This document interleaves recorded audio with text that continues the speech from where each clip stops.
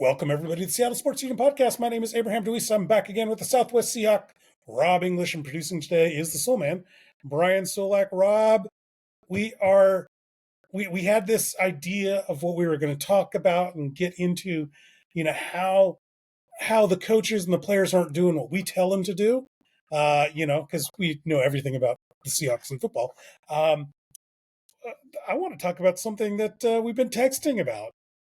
Can you tell the people out there the big news about one Russell Wilson? Yeah, the Russell Wilson, Mr. Unlimited himself, is going to be in the booth for, is it CBS, correct? CBS, yeah. For CBS this week, and I don't recall. Do we know what game he's going to be doing? I did not see that. I just know that the Giants have a bye this week, so he's available to. So he's not going to be calling his own team's game. So we can pretty much assume that. Correct. Yeah. Yeah. I'm excited about it. Go ahead. Are you okay? I'm. My jaw is dropped. I don't know exactly what dangerous Mr. Number 3 himself is going to offer anybody. Usually the national pundits are a bunch of morons, so maybe he's a step up because he actually knows something about football. But I don't know. I feel like it's just going to be a lot of canned responses, a lot of jingo, a lot of slogans, and not. I don't feel like there's going to be much to it that comes out from within him, if that makes sense. Yeah, no, listen, I mean, here's, and I'll just kind of reiterate what we kind of talked about in the text thread. I believe that, I mean, everybody, no matter who you talk to, somebody out there has a problem with NFL, announcers in the booth. It doesn't matter who we're talking about, whether it's Mike Tirico, or whether it's Joe Buck, or whether it's Troy Aikman, or whether it's Tom Brady. Everybody has a problem with somebody. Mm-hmm. Now, speaking specifically about Russell Wilson, we know the story about Russell Wilson. He's, even before the drama with the team, leading up to his exit from Seattle. The story was always that he's corny this and insincere that, and all that good stuff. And I have never really signed on for much of it. Yeah, we know Russell kind of had, we'll call it the I don't know, it was debutante, or just kind of, he was somebody special. He had that kind of air about him, okay, okay, whatever. An office at Denver. Okay, whatever. But as far as, look, we know the guy can play football, and we know that when the guy goes up on the podium, when he's speaking, he speaks, above reproach at all times. He's eloquent, he's well spoken, and I can't imagine what more you want in the booth, calling a football game. Are they going to make fun of him, for being corny? Probably. But, I'm actually looking forward to seeing how he calls the game. I wouldn't have expected that from you. Honestly, I thought you were more in the camp of Richard Sherman or Marshawn Lynch, that he wasn't acting real. But is there just some sort of, like, you're just excited to see him again in a different venue, or is there some sort of why are you interested in seeing him? Because I'm just like, this is a train wreck about to happen. No, I've never had any lack of appreciation for Russell Wilson. You know what I mean? Certainly we wanted more at times on the football field. But I mean, when you talk about the people who are closest to him, they have their issues with who he was, in the locker room. But what do we know about him on the football field? He or having to do with football specifically. Like, he was the first one to show up and the last one to leave. We know that about Russ Wilson. He's a great teammate. That, when you peel back the onion, some guys had issues with how he worked in the organization. But all those things, there's no issue from my perspective with Russell Wilson. When it comes to how he operates in the public eye, as far as speaking to the public and things like that, like I said, I can only appreciate how he addresses the world at large. Yeah. I've had no issue with that. You're rooting for him. Absolutely. Yeah. I mean, I'm a Russell Wilson fan. I wouldn't go so far as to call myself an apologist for Russell. If he screws up, I'm gonna say something about it. But I don't put a whole lot of water in these cups about the whole whatever about Russell Wilson. You know what I mean? I'm looking forward to seeing him in there, and I hope he does great. And I would love to see him that this be a permanent thing. I'll watch every game that Russell calls as long as the Seahawks aren't playing. It's got to be entertaining, though. Is he an entertaining orator, so to speak? That's what remains to be seen, right? Because as you said earlier, what do we know about Russell on the podium? His responses are pretty canned, right? He's very measured. He doesn't go off. He doesn't do like Ernest Jones did a couple weeks ago. He's not going to pull one of those, right? Yeah, he's not going to do that. As far as being, sincere, I mean, I don't even know how that really plays into it. I've listened to Sierra talk about her husband, and she's like, listen, the guy is all that he puts himself out there to be. He puts himself out there to be just a really great guy, and he is a really great guy.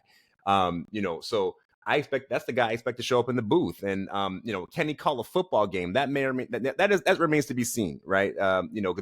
There's being able to talk, and then there's being able to call a game in the booth, and those two things are not necessarily the same. What was the guy on Monday Night Football back 20-something years ago when they had the comedian? Freaking Dennis. What is his name? Come on, it's right there. Yeah, the guy from Saturday. Yeah, the guy from Saturday Night Live, and he turned out to be the least funny. Like I didn't love that time in Monday Night Football. And you know who was right before him? Rush Limbaugh. Rush Limbaugh. Do you remember that? No, I don't. Yeah, Rush Limbaugh was on, and they got the lowest ratings ever. And it's not a political thing. You just a radio politics guy and a stand-up comedian. They're not suited for this. Also, I just got a message from our producer, Dennis Miller. Thank you. From our producer, he won't be in the booth per se. He'll be in the studio as an analyst. So that's interesting. Okay. But still, that's going to have to require something more than just canned responses. Because whenever we see somebody that doesn't add a lot of insight, they're kind of not there the next time. It's for sure. One thing I think we're not going to get is he's not going to just start pulling Skip Bayless stuff, right? He's not going to be sitting there. Maybe. I mean, we got to see. I'm getting now knowing that he's going to be in the studio, not in the booth. That kind of changes my whole perspective on the whole thing now, because really it's way more. I would say bigger picture analytical than it is, hyper focus on a single game, right? So or single play, yeah, exactly. So honestly, I think he may even do better in the studio than in the booth. I mean, they sit in there and they talk football. I can't imagine that Russell Wilson can't talk football in a fashion that makes people want to listen, or make people interested. But again, I believe that the world as it is today in 2025 and has been for a long time since the information age, people have the ability to give their opinions, whether they make sense or not, whether they're real or not, whether they're baseless or not. And they're going to do that. And Russell Wilson already has this thing about him. So we're going to see those. We're going to see those comments, regardless of how good he actually does. So I know you live in areas. You've lived in areas and still do that are not 100% Seahawk fans. Do you have a feel for what other people think about, what other fans think about Russell Wilson? Do they look at us as Seahawk fans and go like, what are you whining about? Or do they look at us like, yeah, we tried to tell you, your homers wouldn't listen. Do you have like a feel for what people think in other fan bases? It's funny. I think that I have seen the most Russell Wilson hate from Seahawk fans, even outside of the Seattle area, I've been confounded by it. Like it's mind blowing. I think it has to do so much with a lot of what I'm going to go ahead and throw the word out, fair weather fans. I'll say Johnny come lately, recent fans who only got into Seahawk football during the good times and, the explosion of Seahawk, fanaticism. Is that a word? Yeah, it is. So, it is now. Yeah, it is now. Right. We'll call Webster. And then when the trend started to go downward, it was, everybody just, who is so used to being good never knows about the bad days. And so they start, yapping at the mouth and pointing fingers and blaming stuff. So yeah, I have seen a lot of Seahawk fans that had done the most, crap talking about Russell and other fan bases. Like I lived in, Southern California, so I've dealt with Charger fans, Rams fans, and Charger fans again. And then here I'm living in Phoenix, Cardinals fans. Um, they are mostly like, dude, Russell's awesome. Russell's awesome. I wish, they almost are like rooting for him to be good again, like he was in Seattle, Right. but nowhere near as much hate as I do see from a lot of Seahawk fans I encounter. Can I play the race card? Sure. This is going to be a tough one, but All right. I like I these. got you. I'm going to have you answer this. Is he not black enough? That's been the one of the statements about Russell since he was drafted. Yeah. It's always been, and I believe I believe that I just saw the comment from our producer. I believe that is valid only in the sense that what the world sees when you look at a lot of not just black athletes, but black people in the public eye in general. You look at what's popular in pop culture, in sports, TV, movies, music. There's a certain attitude. There's a certain personality. There's a certain thing about what you expect from a black man. And when you see the diametrical opposition, right, of that in a black man, it's like, okay, is he black enough? Does he eat enough fried chicken and watermelon? Well, then he must not be black enough. And it's really, I've gone through phases in my life. I was born in small town Western Washington, Bremerton, Washington.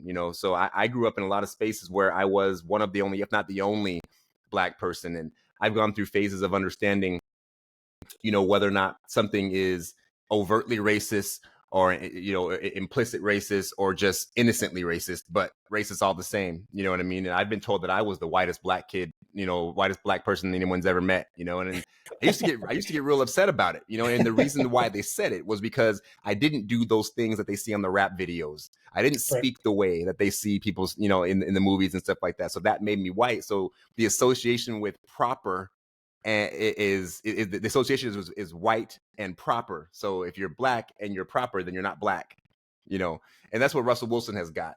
Has and it's unfortunate. And it's not just white people, or it's everybody, a lot across the board. He gets that same narrative said about him. And it's just, I think it's just really wrapped in ignorance. Black is not how you act; it's what you are. And there's a real one of the really good episodes of Fresh Prince of Bel-Air was centered around that very statement. So yeah, you're right. The race card is valid to play there. It's unfortunate that it's like that, but that's the world that we live in. So you're saying Carlton, he was not completely. Yeah, it was that. Okay. That was the episode when they were going to college and they were doing like the rush week or something like that. They were trying to figure out what fraternity they were supposed to join. Oh yeah, and they accepted Will, but not Carlton because he was he wasn't black enough. And so the big triumphant ending of that episode was them was Carlton speaking his piece, and his words almost verbatim was black is not how I act, it's what I am, and I deal with all the same struggles as a black man in this country that you do. So yeah, it's so you talked about the externalism of that racism, but like internally, was he not black enough for the other black players? Well, I mean, at the end of the day, these players are just people, right? These guys in these football teams, these 53 on Seattle and the 53 on every other team, these teams in these NFL in this league are just dudes. They're just dudes that happen to run fast and catch footballs, better than the rest of us. But at the end of the day, they're just dudes, and they have the same biases and the same outlooks on life, whether good or bad, for better or for worse. They're just people. So internally, I don't think it really makes a difference whether you're a football player or a football fan. the stigmas and things they're created the same. Yeah, I was kind of, it was a little bit of I was trying to trick you. I was trying to trap you. Because ultimately the way I look at it is people try to ascribe, some sort of monolith to it, but, inside that team, you have players from the South, you have players from, Richard Sherman, grew up, I guess he grew up in LA, but, him and Marshawn Lynch are both from the Bay Area, so to speak, because he went to college there. So did Marshawn. They don't have the same outlooks on life. They don't look the same. They don't talk the same. And I mean, like, sometimes I feel, I wonder if like we just try to ascribe these stereotypes so we can blame somebody for something. And, it's a really good comparison there. You take these three black men. You have Russell Wilson, Richard Sherman, and Marshawn Lynch, and you literally have the across the spectrum, right, of let's call it blackness, for lack of better words, right? Well, if there's a Venn diagram, the only thing similar to them is that the skin tone is somewhat similar.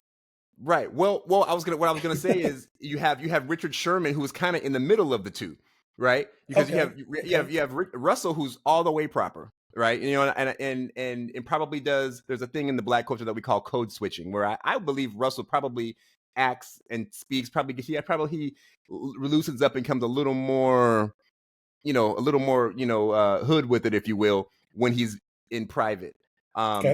You have Richard Sherman, who walks a very good line between both, right? Because they love to call Richard Sherman a thug during those days where he was doing the most talking. Remember that people were on the internet were saying that, Erin Andrews was scared for her life during that interview after he knocked the ball away from Michael Crabtree. When reality is her and Richard Sherman are actually great friends, and he gave her the biggest hug right before the camera turned on, right? So that's just what the world does. Then you have Marshawn Lynch, who you can't turn off his ghetto for nothing, right? He's the same dude on TV, on the football field, in the movies, and everything. He's the same Marshawn Lynch,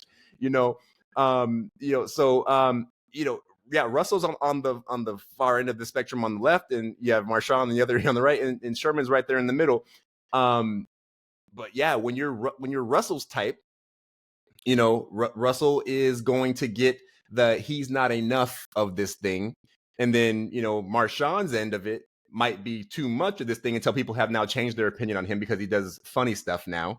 And in Sherman, it depends on what he is that day. When he's proper this day, it's this way. And then when he goes a little bit more hardcore, if you want, for lack of better words, the narrative about him changes. So it's a very interesting. It's a very interesting dynamic there. That black man in the public eye. Yeah, I guess if we go on that scale, actually,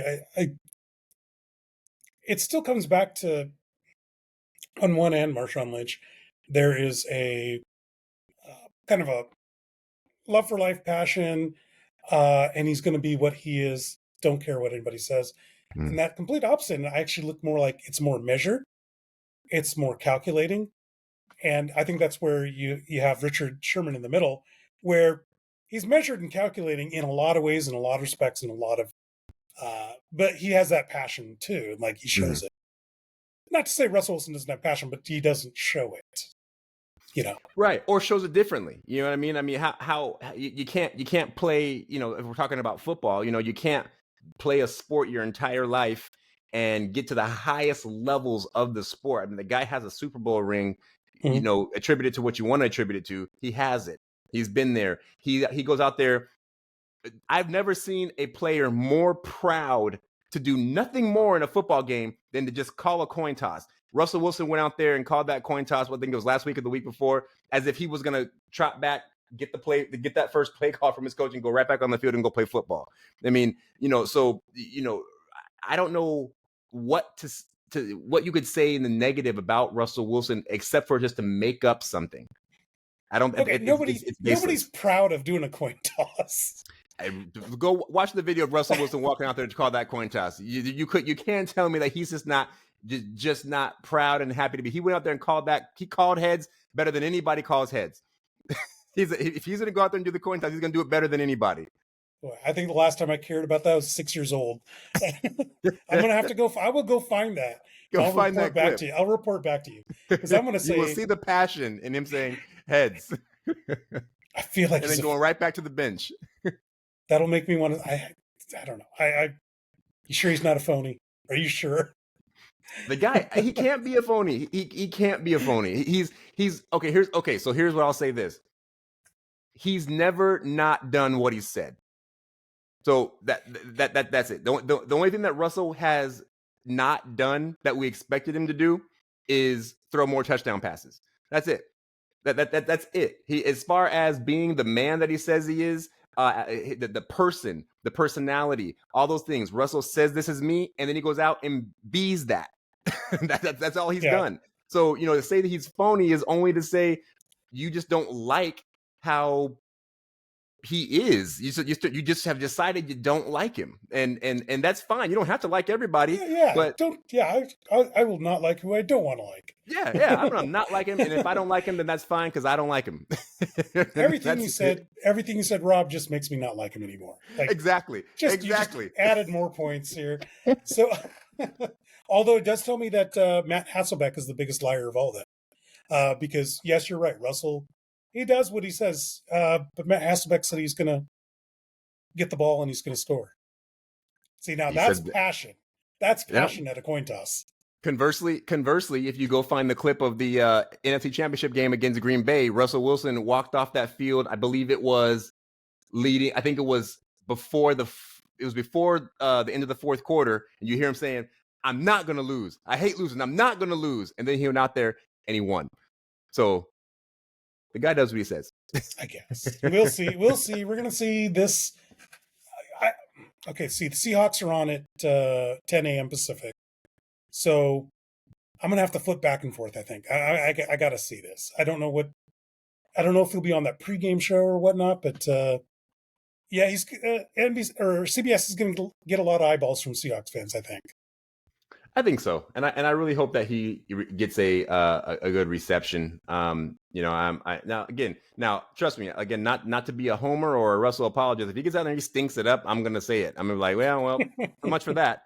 Russell does not belong in the studio. That's on Twitter. That's at Rob_English13. I'm ready for the tirade, and I'm ready for you and Richard A. Michelson to get into it on text. Right. Oh, we didn't talk about the game. We only got a couple minutes left. How'd you like the game? How'd you like the win over the very boring win over the Vikings? It's tough to love that game because we were so just ineffective, on offense. It was rough. It was rough to watch, but then I try to, temper my anger. And you look at it, okay, that front seven of certainly the down linemen in Minnesota, they're really good. They get out, they got the quarterback really, really, really well. And that was the story going into the game, and they did that. So the fact that we weren't able to even get in the end zone until I think, what was it, mid fourth quarter or late fourth quarter or something like that? It was certainly late in the game. We finally got in the end zone, which was which was good. We went out there. You have to go put a game away at some point. And we did that with who was Charbonnet the one that scored? I can't remember who got in there. I think it was Charbonnet. The game is 4 quarters long. So you can't get too angry. What Pete used to say, you can't win a game in the first. Can you win a game in the second? No. Can you win a game in the third? Can you win a game in the fourth quarter? Hey, right. So we went out there and did that. We stayed the course, played our game. And put it away late. Defense, lights out. I mean, nothing bad to say. Unbelievable. Player of the week, Ernest Jones. Yes, that was great. I mean, I don't even know what to say there. We needed that, right? Because we weren't getting in the end zone, so we we definitely needed a touchdown, and he delivered for us there. Just great pursuit on the defensive end. Not resting. The quarterback was obviously not going to make anything out of that play, so they could have just started to jog it out. Those last couple of steps, but he stayed with it.